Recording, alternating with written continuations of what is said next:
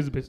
तर तू ज्यांना माहिती नाही त्यांना मी सांगतो, सर्व्हिस बेस कंपनीमध्ये काय असतं, आपण तुम्ही सॉफ्टवेअर कितीला विकता ते महत्त्वाचं नसतं, एका प्रोजेक्टवर किती लोक काम करतात आहे तेवढे पैसे क्लायंट त्यांना महिन्याला देतो.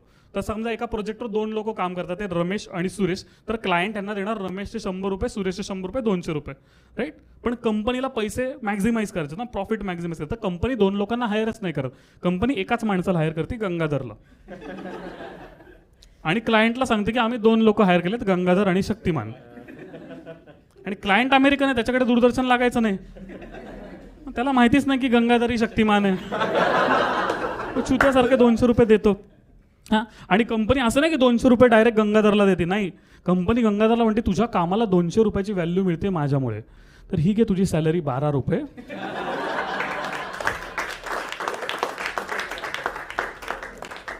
ह्याचं एक केळं विकत घे आणि खा.